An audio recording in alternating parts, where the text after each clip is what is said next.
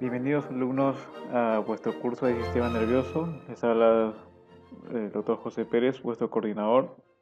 Y estamos en la semana 4, aperturando ya la segunda unidad de nuestro curso con el tema de lo que es la médula espinal y las vías sensitivas y motoras. En esta primera entrega vamos a hablar acerca de lo que es la médula espinal. Estos son los temas que vamos a tratar. Y empezamos con describiendo la médula espinal en su macroestructura.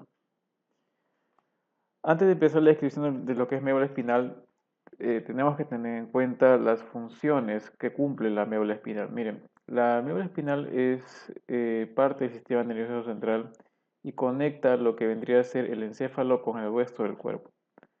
Entonces, dado ello, son cuatro las funciones importantes que se dan a través de lo que es la propia médula espinal. Uno recibe aferencias sensitivas, desde somáticas o viscerales. Somáticas son las que son conscientes, ¿no? Piel, articulaciones, tendones y músculos, y las viscerales de lo que vendrían a ser las vísceras, tanto torácicas, abdominales como pélvicas.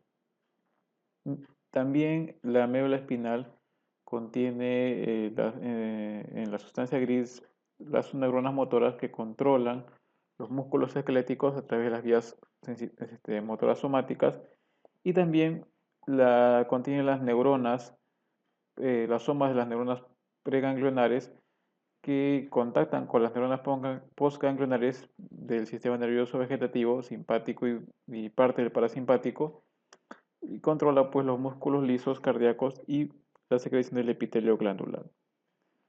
Asimismo, en la médula espinal se considera un centro de coordinación de arcos reflejos. Ahí se producen lo que es la integración de los arcos reflejos, ya que aloja en su interior las interneuronas, que contactan las neuronas aferentes con las neuronas eferentes, parte de lo que vendría a ser un arco reflejo. Y a través de la médula espinal se produce un control de núcleos que están ubicados a nivel del tronco encefálico, a nivel del cerebelo y el corte cerebral. Controlan pues vías descendentes a nivel de la misma médula espinal. Entonces, estas cuatro son las funciones que tiene la médula espinal como tal. La médula espinal inicia a nivel de lo que es el foramen magno o agujero magno, que está a nivel que es un agujero que se encuentra en el hueso occipital, y se extiende hasta la altura de la primera y la segunda, el cuerpo vertebral de la segunda vértebra lumbar. ¿Sí? Hasta L1, L2, más o menos hasta ese nivel, termina la médula espinal. Y la médula espinal tiene una distribución muy particular en lo que es la sustancia gris y la sustancia blanca. La sustancia gris está distribuida hacia el centro en forma de H o como una mariposa, y alrededor se encuentra la sustancia blanca. En el centro encontramos el conducto del epéndimo o conducto ependimario o canal central. Lo veremos más adelante en un corte axial. La médula espinal a su vez se divide en 5 segmentos, que son lo cervical, torácico o dorsal, lumbar, sacro y un pequeño segmento que es el coccigio. Cada uno de ellos dará origen a los nervios espinales, que en total son 31, 8 cervicales, 12 torácicos, 5 lumbares, 5 sacros y 1 coccigio. Cuando uno observa también la médula espinal, se describen que existen 2 lugares donde la médula está más gruesa. Esos lugares se les conoce como intumescencias. Tenemos 2, uno a nivel cervical bajo, más o menos entre C4 y T1, y el segundo a nivel lumbar entre L1 y S2. Estas intumescencias o engrosamientos, digamos, de la médula espinal corresponden justamente a las áreas donde hay, donde de donde nacen las raíces espinales que van a inervar a las extremidades, tanto superiores como inferiores. Por eso es que allí hay mayor cantidad de neuronas y por lo tanto eso hace que se ensanche un poquito más la médula espinal a esos niveles. Cuando uno ve en la macroanatomía y va disecando la médula espinal, uno lo que encuentra pues justamente es que la médula espinal, así como el encéfalo, está cubierto por las meninges. Encontramos primero lo que es la dura madre que envuelve toda la médula espinal hasta la salida de las raíces de los nervios espinales, de las raíces espinales. Entonces, esta es la dura madre que está envolviendo la médula espinal. Luego seguiría lo que es la aracnoides. Y si nosotros sacamos esta membrana que parece una telaraña, pero se llama aracnoides, encontraremos lo que es la pía madre. En la médula espinal, este es en la cara posterior, podemos ver lo que son los nervios espinales, que son estos de acá. Cada uno de estos son los nervios espinales. Los nervios espinales tienen dos raíces, una raíz dorsal y una raíz ventral. Esta de acá, esta es la raíz dorsal. Estamos viendo por la cara posterior. Y la raíz ventral estaría hacia adelante. En la raíz dorsal encontramos un engrosamiento que corresponde al ganglio espinal. En el ganglio espinal encontramos los somas de las neuronas sensitivas que van hacia la médula espinal. Al descubrir lo que es la aracnoides, encontramos que los nervios espinales, sobre todo las raíces, están compuestas por una serie de filamentos que están viniendo desde lo que es los cordones que componen la médula espinal. Estos filamentos van a unirse en una raíz y posteriormente las raíces se unen y forman el nervio espinal. La médula espinal, a su vez, no está flotando en el canal vertebral, dentro de los vértebras, está más bien unida, digamos, o está sostenida por lo que serían las meninges. Las meninges sostienen a la médula espinal y brindan un sistema de anclaje para evitar de que la médula espinal esté flotando o libre en el canal espinal a través de esta estructura que se llama el ligamento dentado. El ligamento dentado fija la médula espinal y evita que ésta esté flotando libremente a través del canal vertebral. Estos son esquemas en los cuales ustedes pueden ver lo que es las membranas meningias. Acá está en este color está la pía madre, está la aracnoides y está la dura madre. Y entre la aracnoides y la pía está este espacio que es el espacio subaracnoideo, por el cual discurre el líquido cefaloraquídeo que proviene de los agujeros de Luschka y Magendie a nivel infratentorial. Cuando observamos en un corte axial lo que es la médula espinal, vemos acá, esta es la médula espinal, esta sería la porción anterior, esta sería la porción posterior. Ustedes están viendo acá lo que es la sustancia blanca y la sustancia gris en forma de H, como una mariposa. Vemos que alrededor de la médula espinal está cubierto por la pía madre, la aracnoides, el espacio subaracnoideo que es este de acá, donde está circulando el líquido cefaloraquídeo, y la dura madre. Y la dura madre a su vez protege a lo que vendría a ser el nervio espinal, el cual está formado por una raíz ventral, que es motora, y una raíz dorsal, que es sensitiva. Estas raíces nacen, ¿no es cierto?, de la médula espinal y se unen para formar el nervio espinal más adelante. Vean también que alrededor de lo que es las meninges hay una grasita, está alrededor, esta grasa se llama grasa epidural, está en el espacio epidural, que también sostiene a la médula espinal. Y esta estructura que ustedes ven acá se llama ligamento dentado, que era una porción de las meninges que cubrían y que, perdón, que sostienen y fijan a la médula espinal y evitan que ésta esté flotando ¿no? Alrededor de lo que es el canal vertebral. ¿Sí? Esto es lo que ustedes ven más acá, esto de acá es parte de lo que es las vértebras, que vamos a verlas más adelante también. La médula espinal en su porción inferior termina en el cono medular. El cono medular termina a nivel de L2, ¿sí? A nivel de L2, ahí termina el cono medular, es la última porción de la médula espinal. El cono medular está protegido por la pía madre. Y la pía madre termina en un ligamento que se llama filum terminal interno, también se le llama o simplemente filum terminale, perdón, que es este de acá, este filum terminale, que es este de acá, el cual se fija posteriormente como ligamento coxigio a nivel del coxis. La médula espinal a su vez es protegida por aracnoides y también protegida por esta estructura que es la dura madre. La dura madre en su porción final, en la porción final de la médula espinal, forma lo que llamamos el saco dural. Esto de acá es el saco dural. Y el saco dural termina ¿dónde? Termina a la altura de S2, que es el segmento sacro, en el hueso sacro, en el segmento S2, ¿no? A la altura del cuerpo vertebral S2, ahí termina el saco dural. Eh, Hay un espacio, como ustedes ven, muy amplio de espacio suranoideo que está ubicado a este nivel, por eso es que se le conoce con ese nombre como cisterna lumbar.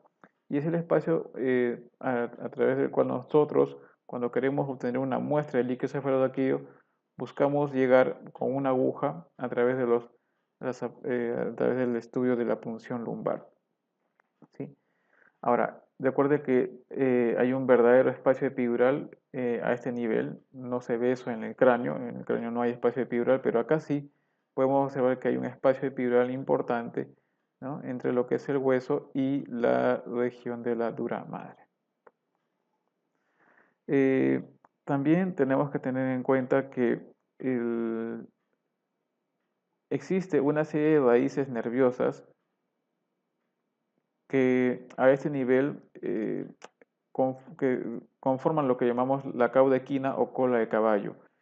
La cauda equina o cola de caballo está conformada los nervios espinales, ¿no es cierto? Que están, que conforman los nervios desde L2 hasta el nivel coxigio 1.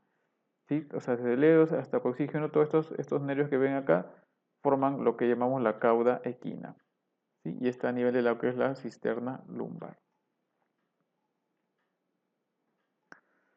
Este es un gráfico donde se muestra la cara anterior de la médula espinal, se ha sacado todas las meninges y ustedes lo que están viendo es, bueno, lo que es la médula espinal, este es los cordones anteriores, este vendría a ser la sustancia gris en forma de H y ustedes ven acá, esto de acá que son los filamentos que van a componer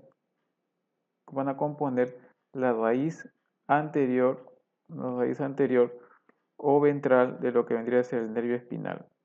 Y estos serían los filamentos de la raíz dorsal. De la raíz dorsal tenemos acá el ganglio espinal y luego forman lo que es el nervio espinal. ¿Sí? Acá también se puede ver esta fisura, ¿cierto? Que es la fisura media anterior. Fisura media anterior y a los costados los cordones anteriores.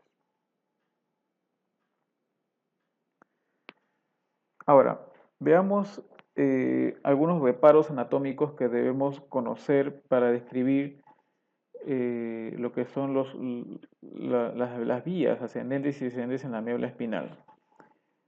La médula espinal, este es un corte axial de la médula espinal. Estamos viendo, esta parte que estoy señalando ahorita es la porción anterior o ventral y esta es la porción dorsal o posterior de la médula espinal. Vemos acá la sustancia gris en forma de H y alrededor la sustancia blanca.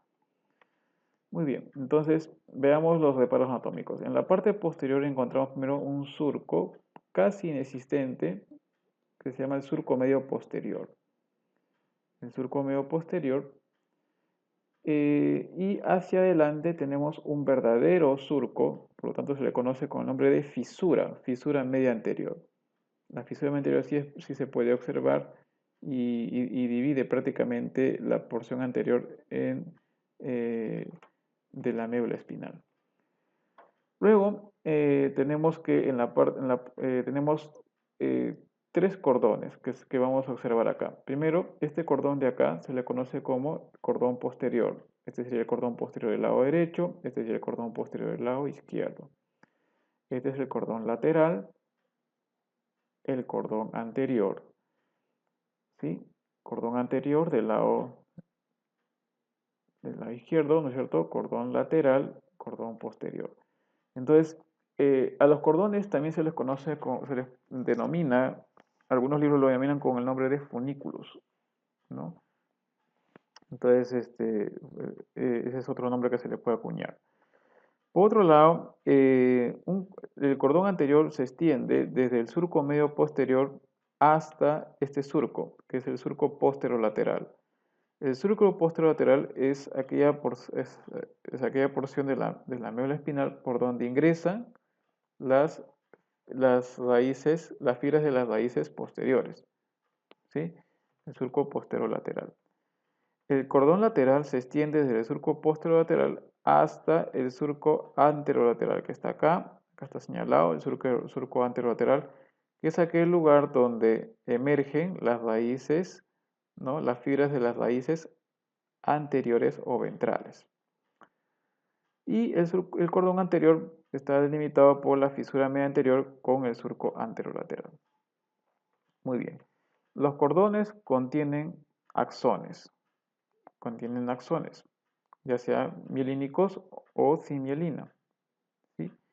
Y la sustancia gris está compuesta por las siguientes zonas. Tenemos un asta posterior, un asta anterior y una zona gris intermedio lateral que une las dos astas. ¿Sí? Una zona gris intermedio que une a las dos astas. Aparte, en el segmento torácico, en la médula espinal y en L1, L2, encontramos una tercera asta. Una tercera asta es esta de acá, el asta lateral. El asta lateral. ¿Sí?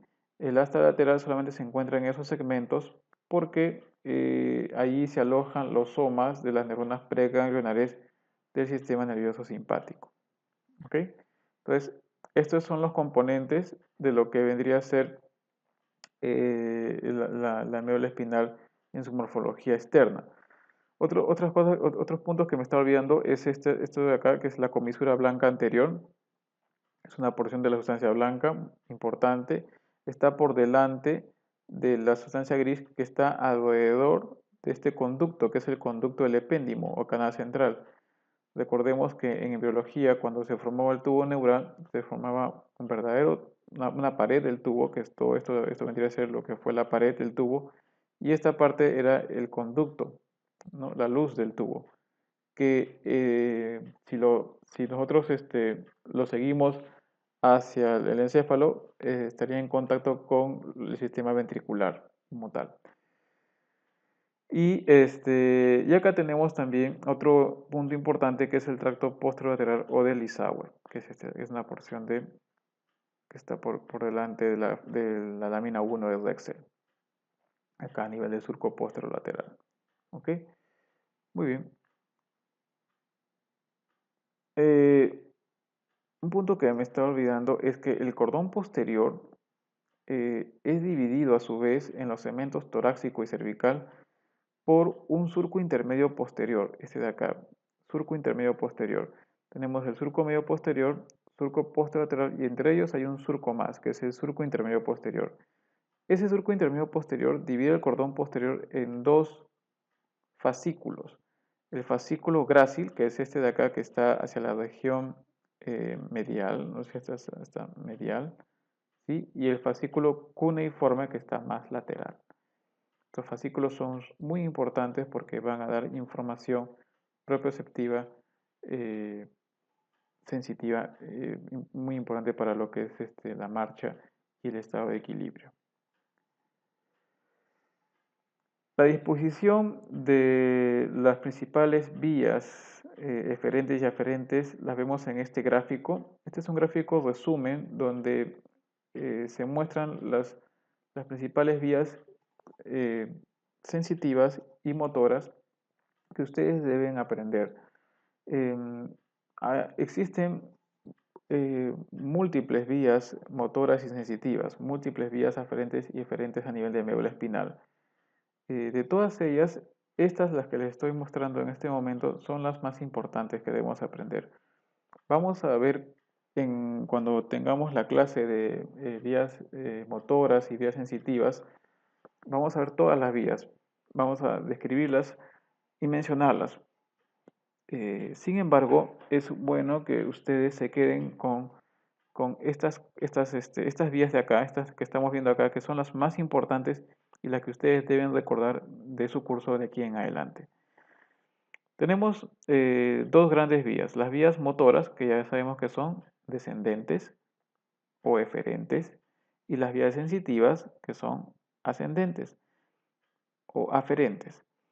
Las vías motoras descendentes porque están llevando información de la corteza motora que está ubicada a nivel del cerebro y va a llegar por la médula espinal hacia un músculo, ¿no? ¿Por medio de quién? De un nervio espinal.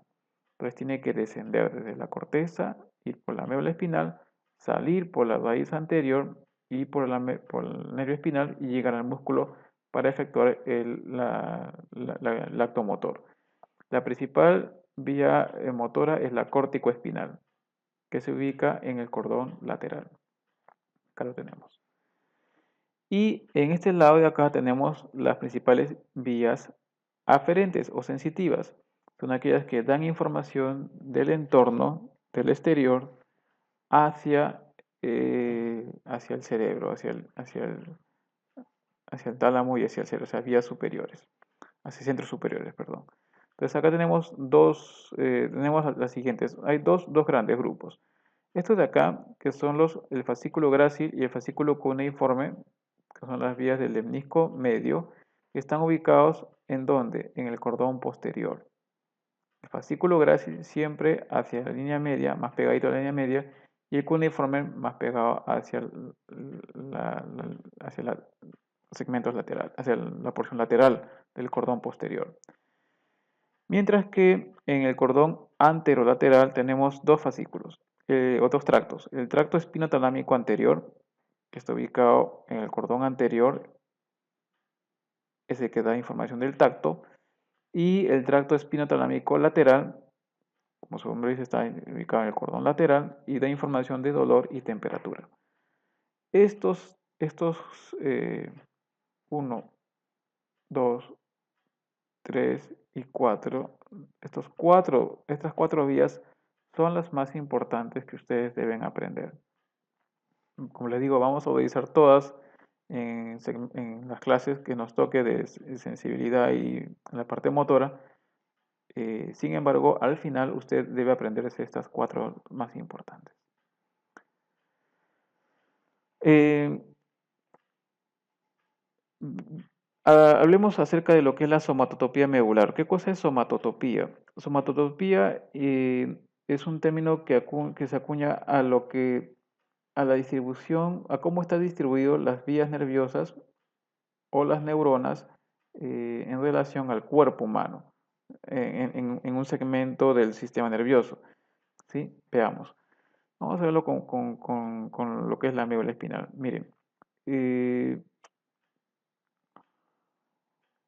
las vías motoras, empezamos con las vías motoras. Las vías motoras descienden de la corteza motora y al llegar a la médula espinal van saliendo, o sea, la información llega a la médula espinal y de ahí tiene que salir por los nervios espinales y llegar a los músculos correspondientes. Entonces, a nivel cervical, la información que está saliendo corresponde a información de lo que vendría, información que va hacia los miembros superiores. Entonces, esta información cervical, este tracto, que es el tracto córtico espinal, el tracto motor, eh, la porción que corresponde a información cervical está alojada cerca a lo que vendría a ser la sustancia gris. Está en el cordón lateral, pero la porción cervical está alojada acá, cerca de la sustancia gris, los axones, ¿sí? O sea, el axón que va a llegar, por ejemplo, el axón que va a llegar al miembro superior del lado izquierdo, el lado izquierdo, está ubicado donde acá, mientras que los axones que van a dar información para el miembro inferior está ubicado más hacia la superficie, hacia el borde lateral del cordón lateral de la médula espinal. Por ejemplo, segmentos lumbares o sacros que dan, o sea, los axones que van a ir a los segmentos lumbares y sacros van a ir y van a inervar la pierna, los miembros inferiores. Esos axones están ubicados en el cordón lateral en la porción más alejada con respecto a la sustancia gris. Entonces hay un orden, hay una somatotopía, un orden. Cervical hacia el centro, luego torácico, lumbar y sacro en lo que es la distribución de los axones en el cordón lateral con respecto al tracto córtico espinal lateral, desde la parte motora. Igual sucede con la parte sensitiva. En la parte sensitiva existe también un orden que en el caso de lo que es el sistema anterolateral se ordena así: porción cervical la porción cervical estaría ubicado en la región más cercana a la sustancia gris, luego torácica, lumbar y sacra, ¿sí? En este sentido. Mientras que en el cordón posterior la distribución es como sigue. Los fascículos gracilis dan información de lo que son los miembros inferiores. Ahí está ubicado hacia el centro, hacia la zona más cercana al surco medio posterior. Está ubicado las regiones sacras que están llevando información hacia arriba de lo que es los segmentos sacros, las raíces sacras que corresponden a los miembros inferiores, igual a la región lumbar del fascículo grácil, mientras que el fascículo cuneato da información de la región torácica y la región cervical, es decir, del tórax y de los miembros superiores. Entonces, esa es la distribución somatotópica de la sustancia blanca a nivel de la médula espinal. Esto es lo mismo para que ustedes lo tengan en grande y lo revisen. Ok, entonces vamos a describir ahora la somatotopía de la medular de la sustancia gris. Eh, la sustancia gris a nivel de la médula espinal está dividido en una serie de láminas, que son las láminas de Resect. Estas láminas son láminas que se observan, o sea, la división está en base a la citoarquitectura, es decir, cómo se disponen las neuronas y los somas en cada uno de estos segmentos. Son 10 láminas, la lámina número 10 está alrededor del canal ependimario y las otras 9 están distribuidas en las astas de la sustancia gris de la médula espinal. El asta posterior contiene las láminas del 1 al 4. Estas láminas contienen somas, es decir, somas de las neuronas que están recibiendo información de dolor, temperatura y que van a dar origen a los axones del sistema anterolateral. A nivel de la lámina 7 encontramos somas también de somas de neuronas que componen el núcleo de dorsal de Clark. Este núcleo está ubicado entre C8 y L2 y da origen a los tractos espinocerebelosos, es decir, de acá, de los somas, salen los axones que van a ir al cerebelo y van a dar información muy importante para lo que es el tono muscular y la postura del cuerpo. En el asta lateral encontramos la lámina, que es también parte de la lámina 7, encontramos las neuronas, los somas de las neuronas preganglionales simpáticos. Esto entre T1 y L2. Esas neuronas preganglionales se van a contactar, van a hacer sinapsis con neuronas postganglionares a nivel de los ganglios simpáticos y van a inervar las vísceras eh, que contienen músculo liso y el músculo cardíaco. Y en el asta anterior encontramos las láminas del 7, 8 y 9. Estas láminas contienen neuronas motoras.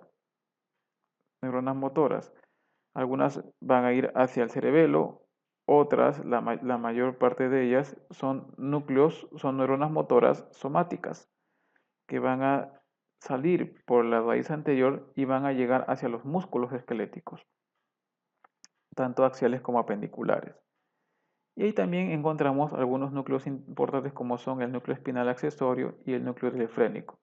El frénico, recuerda que es el principal nervio que tenemos para movilizar el diafragma. Acá tenemos que recordar también que se mantiene lo que vimos en embriología. Las placas, ¿se acuerdan? Esta es la mitad de la médula y recuerden que había una placa anterior que era motora, la placa basal, y está dando origen a las neuronas motoras, y la placa alar, que está dando origen a las neuronas sensitivas.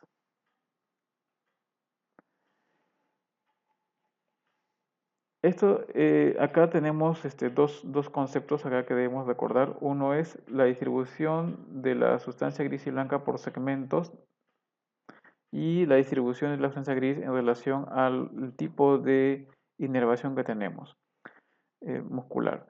Veamos primero la sustancia gris y blanca por segmentos. Dos intumescencias. Estos son cortes axiales, ¿sí?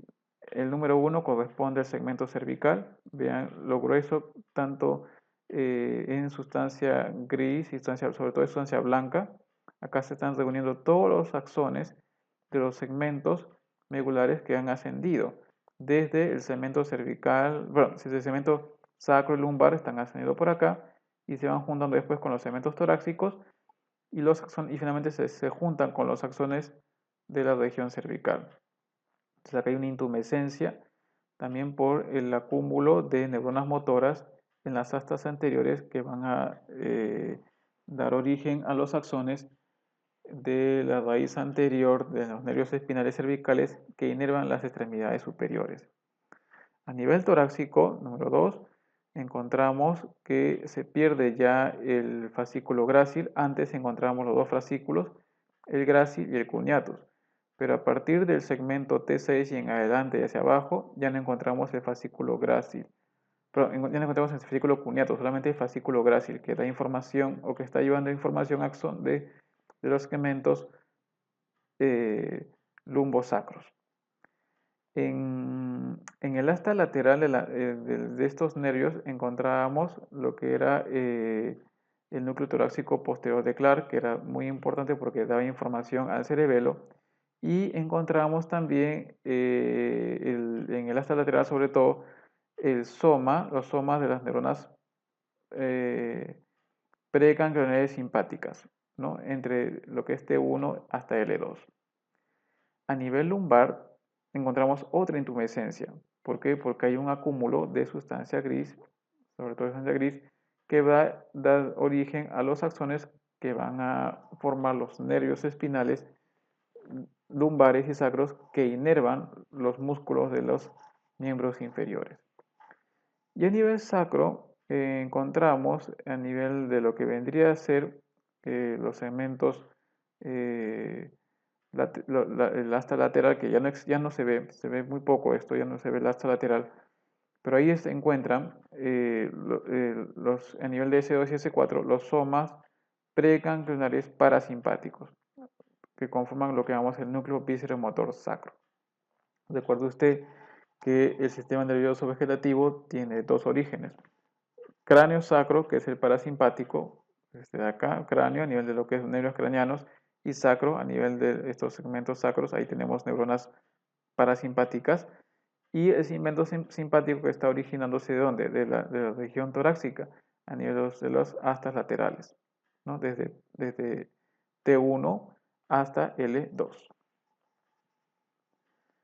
Este dibujo, por otro lado, muestra la distribución de las neuronas en el asta anterior, neuronas motoras somáticas que van a inervar los músculos somáticos, y vemos la distribución. Miren, en la zona que está más cercana a la línea media, encontramos neuronas que controlan musculatura axial, musculatura que está muy cerca al eje, mientras que la musculatura apendicular o los apéndices están ubicados hacia los bordes laterales.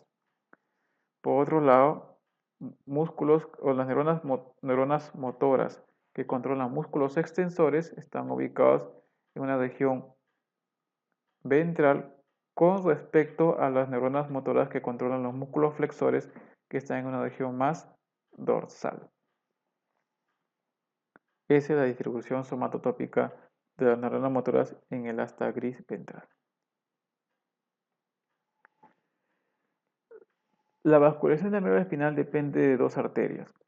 La arteria espinal anterior, que es una sola y que va a irrigar los 2/3 anteriores de la médula espinal, es decir, va a irrigar casi todo lo que es el cordón anterior, el cordón lateral y todo lo que es la sustancia gris, mientras que los cordones posteriores son irrigados por las arterias espinales posteriores, ¿sí? Que corresponde a 1/3 de la médula espinal.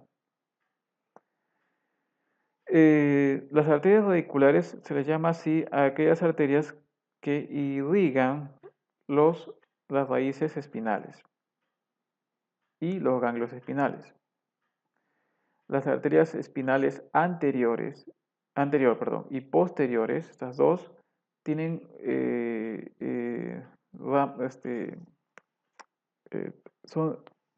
tienen arterias a las cuales hay arterias que tributan, que dan colaterales, ¿sí? A estas arterias de acá, estas arterias espinales, que son llamadas las arterias radiculoespinales o medulares espinales.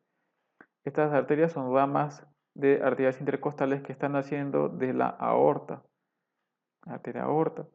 Esta es la aorta, este es lo que es el cuerpo vertebral, ¿no es cierto? Y acá está la médula espinal. Entonces de la aorta salen estas arterias que hasta ahora están en color verde, que son las arterias intercostales, en este caso posteriores, y de aquí van a nacer ramas tributarias que van a conectarse con la arteria espinal anterior. Esas ramas de arterias se llaman las arterias radiculoespinales o medular espinal. Y la arteria de Adam-Kiewicz es la arteria más importante que es tributaria de la arteria espinal anterior, nace de una intercostal posterior o a veces también nace de la arteria lumbar del lado izquierdo e irriga la última porción de la región lumbar y el cono medular. Justamente el segmento que está ubicado entre la región cervical y la región lumbar es un segmento que tiene pocas tributarias y es un segmento muy susceptible a daño isquémico por hipotensión prolongada.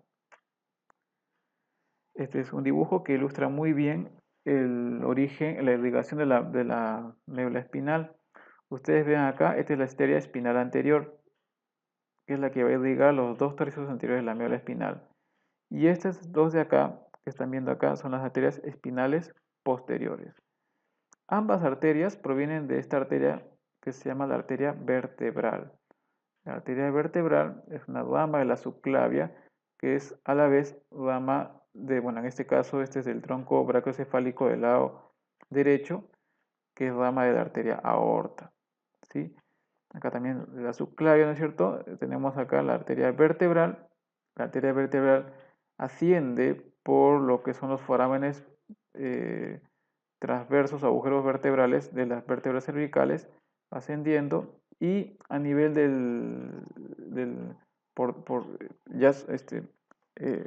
estas arterias pasan el agujero magno y ya a nivel del tronco encefálico, por delante de él, se fusionan y forman una arteria que se llama la arteria basilar.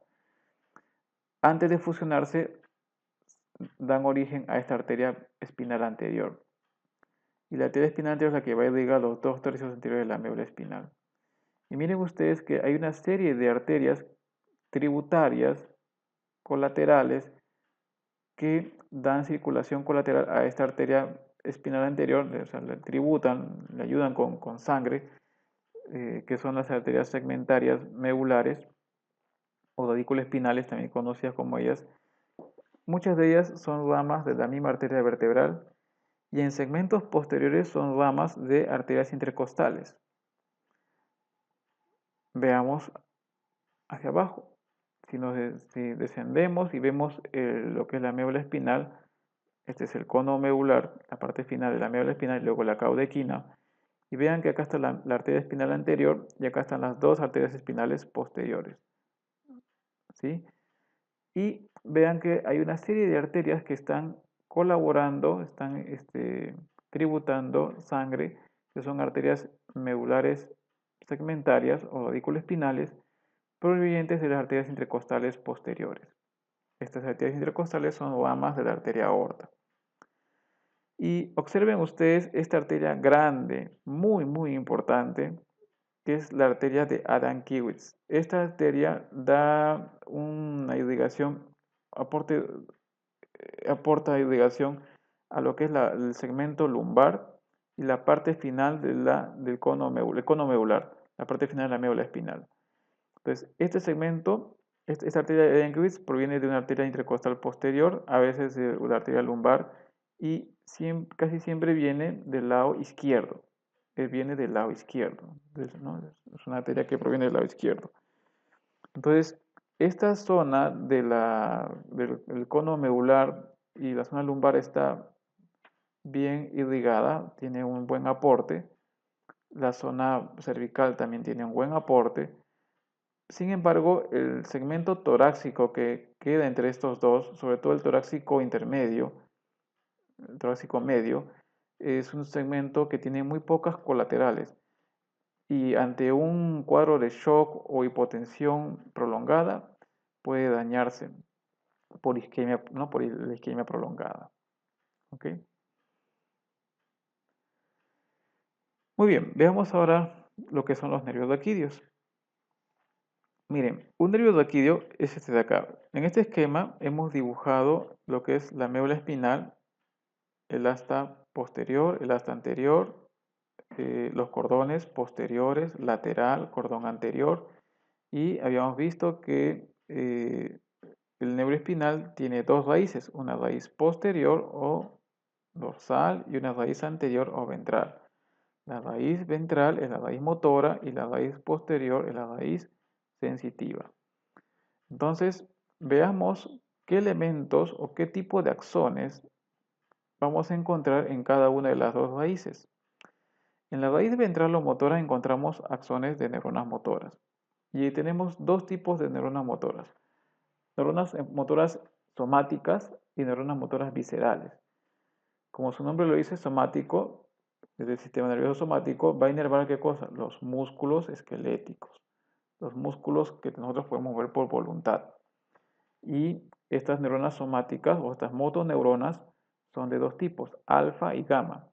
Las motoneuronas alfa inervan a los músculos esqueléticos extrafusales y la motoneurona gamma, que nos hemos dibujado acá, va a inervar los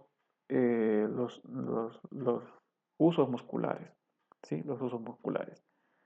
Mientras que también a nivel de esta raíz anterior, también encontramos axones de las neuronas motoras viscerales, que en este caso corresponden a las neuronas motoras viscerales preganglionares, simpáticas y parasimpáticas.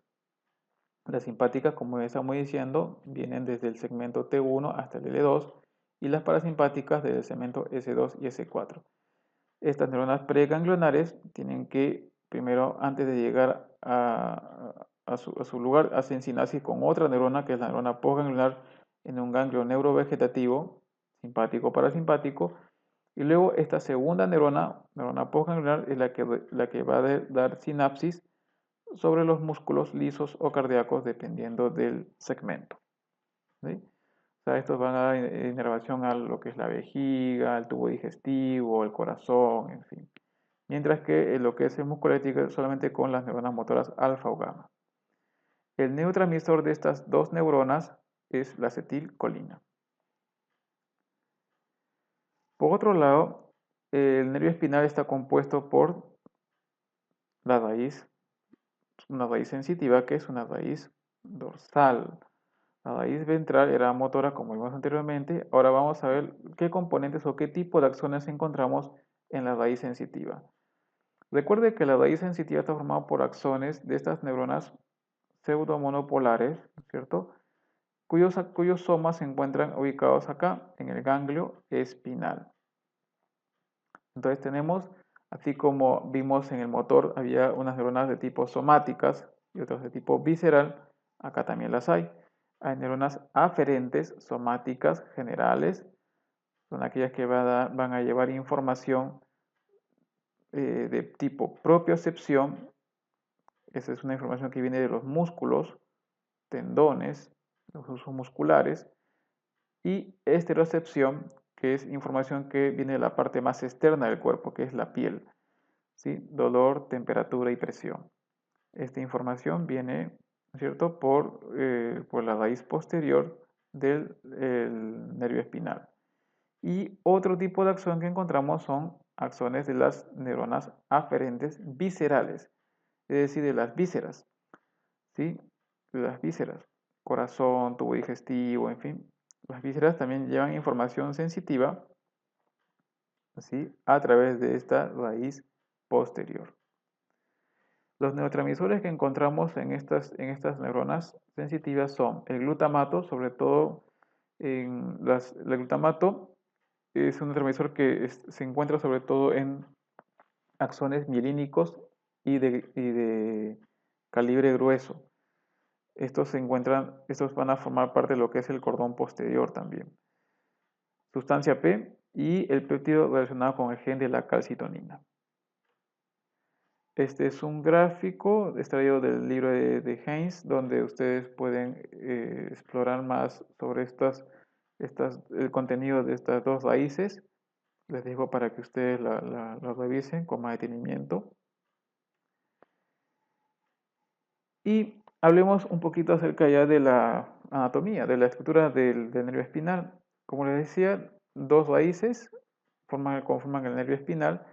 Y el nervio espinal nace o sale de lo que es el conducto espinal a través de estos agujeros que aparecen entre vértebra y vértebra, que son los forámenes intervertebrales o agujeros de conjunción. Estos forámenes intervertebrales están conformados por lo que vendrían a ser eh,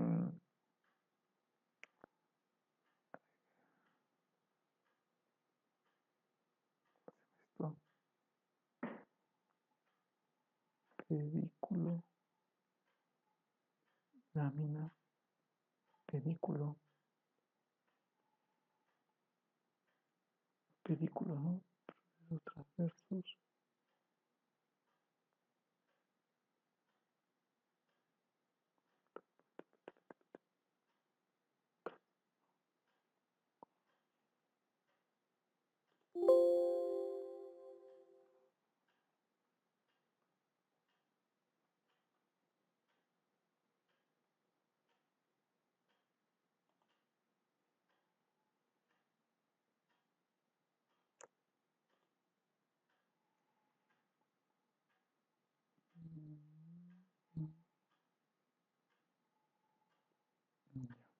Pedículo.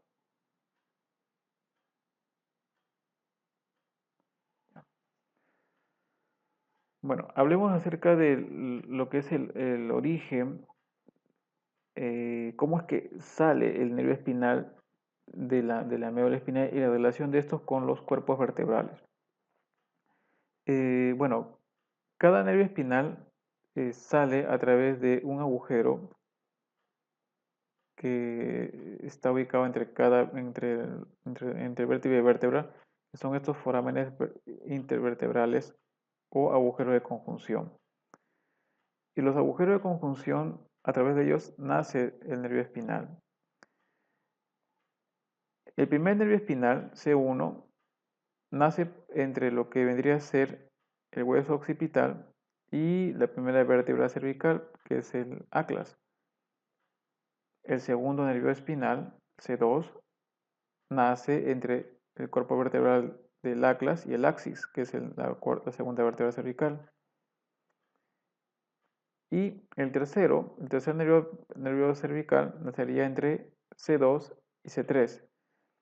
Es decir, en los primeros segmentos cervicales, el nervio espinal nace por encima de su vértebra.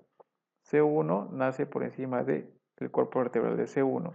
C2 nace por encima del cuerpo vertebral C2. Ahora, lo que sucede es que a nivel de C7 sucede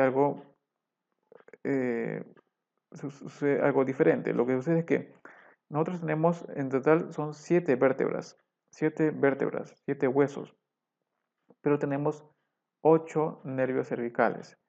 Entonces, lo que sucede es que a nivel de C7 están haciendo C7. Por encima de C7, perdón, está saliendo C7. O sea, entre C6 y C7 ha nacido C7. Entre el cuerpo vertebral de C7 y D1 nace C8. Y a partir de D1 en adelante, por debajo de cada cuerpo vertebral nace el nervio que le corresponde. Es decir, por debajo de D1 nace el nervio D1 o T1, también se le conoce así. Por debajo de D2 nace el segundo nervio torácico, D2 o T2, ¿sí? Y así en adelante. Entonces, por ejemplo, este de acá, este es el cuerpo vertebral, el segundo cuerpo vertebral dorsal, y este es el segundo cuerpo vertebral, el tercer cuerpo vertebral dorsal. Entre cada uno de ellos nace el nervio espinal, el segundo nervio espinal dorsal, T2. ¿Ok? Entonces, esa es la diferencia entre los primeros segmentos cervicales y los segmentos de D1 en adelante, hacia abajo. Esto es para que ustedes recuerden, ¿no es cierto?, la disposición de los nervios espinales formados por las dos raíces anterior y posterior, ¿sí? Y su salida a nivel del agujero de conjunción o espacio foraminal. Al salir el nervio espinal, se divide en dos ramos, un ramo anterior y un ramo posterior. El ramo anterior va a dar origen a los plexos, es decir, se van a unir una serie, los nervios en segmentos específicos se van a empezar a unir unos con otros y van a formar plexos. Tenemos, los más importantes son los plexos braquial, que son uniones entre los nervios C5 y T1. Esos plexos van a dar origen a los nervios que movilizan y dan la sensibilidad al miembro superior. Y el plexo lumbar, formado de T2-L4, y el plexo sacro de L5-S4, que da origen a los nervios que inervan los miembros inferiores. Esos son los ramos anteriores. Los ramos posteriores no forman plexos, es parte del nervio espinal, ¿no? Una división del nervio espinal, pero que no forma parte de los plexos. Estos ramos posteriores inervan los músculos que están por detrás del cuerpo vertebral, los músculos axiales, y parte de lo que vendría a ser la piel y el cerebro subcutáneo de la espalda. Este es lo mismo, ustedes ven acá, este es el ganglio espinal, la raíz dorsal, la raíz ventral forman el nervio espinal. El nervio espinal tiene dos ramos, un ramo ventral que va a dar origen a los plexos braquial, lumbar o sacro, y el ramo dorsal que son estos de acá, que inervan los músculos axiales de la espalda y parte de lo que vendría a ser la piel y el suelo subcutáneo de la espalda y todo lo que es la región dorsal del cuerpo humano, ¿sí? Estos son esquemas de lo que son los plexos. Miren ustedes, de C5 a T1, estos se van uniendo en una forma particular y van formando los plexos. En este caso el plexo braquial, que va a dar origen a los nervios mediano, cubital, radial, axilar, en fin, que inervan a los músculos y brindan inervación sensitiva somática del miembro superior. Igual sucede con el plexo lumbar y el plexo sacro. Los somitas son estructuras que se forman a lo largo de lo que es el tubo neural. Eh, es parte de lo que vendría a ser el mesodermo. Se originan a partir del día 26.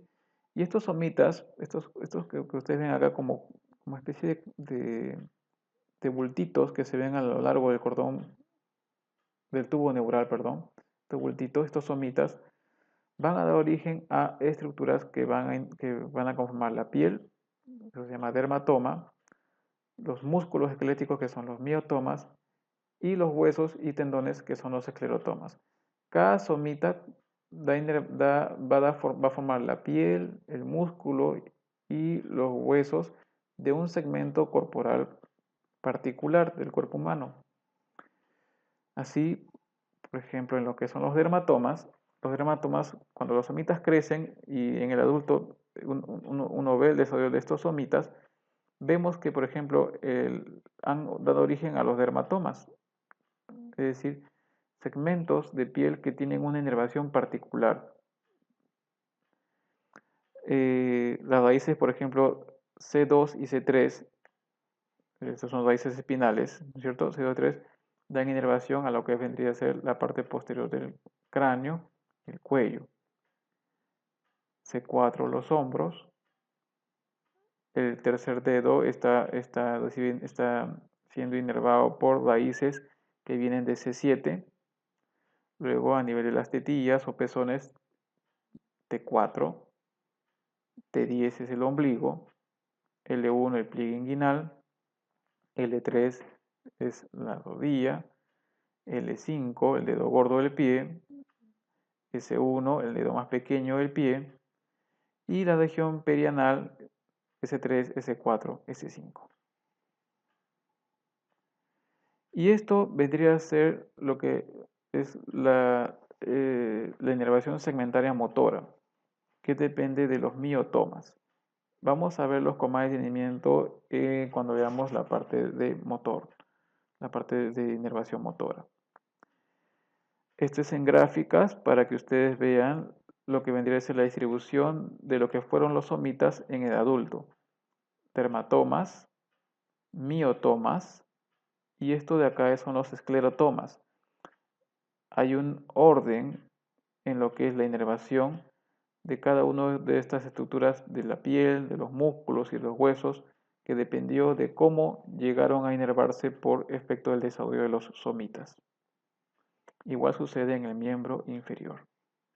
Dermatomas, miotomas y esclerotomas. Muy bien, veamos ahora lo que corresponde a columna vertebral, una revisión rápida de la anatomía macroscópica de la columna vertebral. Bueno, la columna vertebral está compuesta por 33 vértebras, 7 cervicales, 12 torácicas, 5 lumbares, 5 sacras y 3 a 4 coxígeas. Estos últimos segmentos, la porción sacra y la porción coxígea, forman a su vez un solo hueso. La porción sacra, las 5 vértebras sacras se fusionan y forman el hueso sacro, mientras que el coxis es formado por las últimas vértebras coxígeas. Las primeras vértebras cervicales sostienen lo que es la cabeza. La primera vértebra cervical, o C1, corresponde a lo que llamamos el atlas. Y C2 corresponde, se le llama también, a esa vértebra se le conoce con el nombre de axis. El atlas el atlas se articula con los cóndilos del hueso occipital y permite el movimiento de flexión del cuello, como cuando uno dice o afirma algo, ¿no? Diciendo sí con el cuello. Ese movimiento se logra con la articulación entre el atlas y los cóndilos del occipital a nivel de lo que es el cráneo. C2 se articula con el atlas a través de una apófisis, la apófisis odontoides, y permite el movimiento en rotación del cuello, como cuando uno niega algo, ¿sí? Ese es el axis. Estas vértebras de cervicales se caracterizan porque en sus procesos transversos, que son estos de acá, tienen un agujero que se llama el agujero vertebral o foramen transverso, por donde pasa o transcurren las arterias vertebrales, que son las que irrigaban, que eran las que iban a formar el tronco de la basilar y irrigaban el encéfalo, la porción posterior del encéfalo, y en forma de Y formaban lo que era la arteria vertebral anterior, ¿no? Las arterias vertebrales anteriores. Eh, Luego tenemos el siguiente segmento, que es el segmento torácico, que contiene 12 vértebras. Estas vértebras torácicas articulan con las costillas del tórax, ¿sí? Porque a través de su proceso transverso tienen facetas articulares para articularse con las costillas.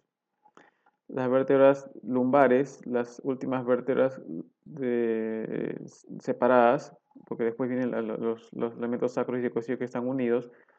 Estas vértebras lumbares se caracterizan porque son las más gruesas, tienen el cuerpo más grueso y soportan casi todo el peso del tronco encefálico. En una vértebra, uno lo que debe descubrir, lo que uno observa es una serie de partes que son las siguientes. El cuerpo vertebral hacia adelante, que es este de acá. Luego tenemos los arcos vertebrales, que son esta estructura que está hacia atrás, es un arco vertebral. Tenemos los pedículos, que es lo que une el arco vertebral con el cuerpo vertebral, pedículo. Tenemos también las facetas, los procesos espinosos, el proceso espinoso, que es este de acá, que uno puede palpar incluso en la espalda, el proceso espinoso, y los procesos transversos que están hacia los costados. En el caso de las vértebras torácicas, los procesos transversos se articulan con las costillas. Luego tenemos las facetas articulares. Cada vértebra se articula con la siguiente a través de las facetas articulares, que son estas de acá. Acá hay una faceta articular y acá hay otra hacia abajo.